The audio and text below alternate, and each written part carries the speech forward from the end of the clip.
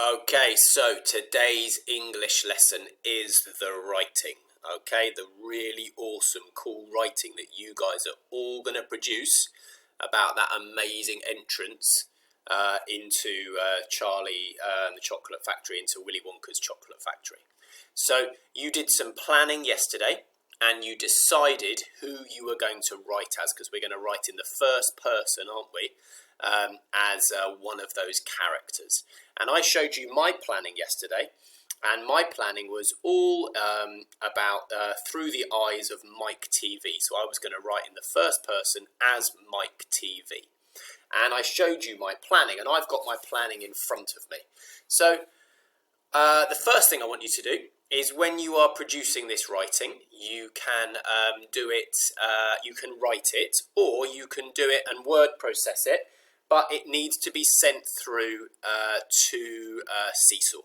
Okay, so on Google, I think Miss Doherty sent you a video last week with instructions of how you can, if you're doing it on Google Drive on a doc, you can send it and import it into your journal. She sent those instructions out. So we don't mind how you do it. You can do it, you can word process it, or you can write it. But please make sure you have the title. So I've written the title as Charlie and the Chocolate Factory as experienced by, and I'm doing Mike TV. So make sure in your title you show whose character you're writing. You've become. What perspective are you writing from? You're writing from Mike TV or Augustus Gloop, whoever you are. Okay. Now, I've got my planning in front of me, and the first thing I've said in my planning is that I'm going to describe the corridor and the tiny door and how strange it is. And I might mention Willy Wonka as well, and that he's a bit odd. So I'm sticking to my planning because I did all that work yesterday. So I said, we strode up a tiny corridor that bizarrely seemed to shrink in size the further we walked up it. And now I've got some words in red. Now the reason I chose strode is because actually when I first wrote it, I'd written walked. And then I realised that I'd include walked in as a word later in the same sentence, and I didn't want to repeat myself, so I changed that word to strode. Up a tiny corridor that bizarrely seemed to shrink in size. So I've used an adverb there, okay, to describe how it shrunk and how odd that experience was. We all stopped at the end. The adults crouching, and Wonka showed us this tiny door that was so small a mouse would struggle to fit through. And the reason I've put this in red, I wonder if you worked it out, is because I included a relative clause and I thought that was a cool bit of writing. Okay, my next sentence. He really was very, so I thought, right, okay, well I'm going to describe a sentence to describe Wonka here. He really was very strange indeed, and his high-pitched, whiny voice made the hairs on the back of my neck stand on end. Now I'm sure you've worked out the reason that I have included this in red is because these are my adjectives to describe his voice, and I've got adjectives in a list here, haven't I? Okay, we're separated with a comma.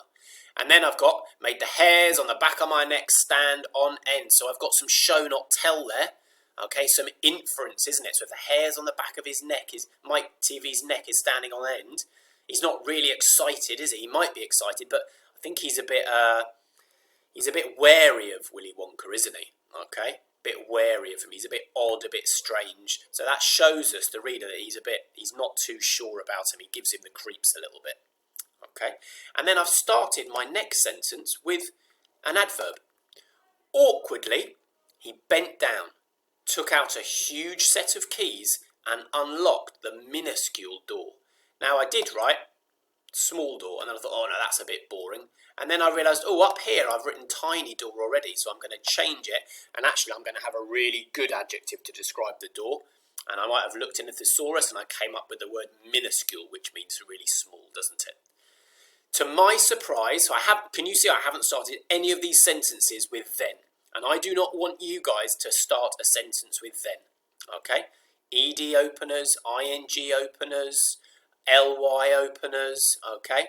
To my surprise, the whole wall in front of me seemed to open, and I was smacked in the face with the most incredible smell my nose had ever had the pleasure of sniffing. So that's a really nice way of describing, trying to get across to the reader how incredible this smell was.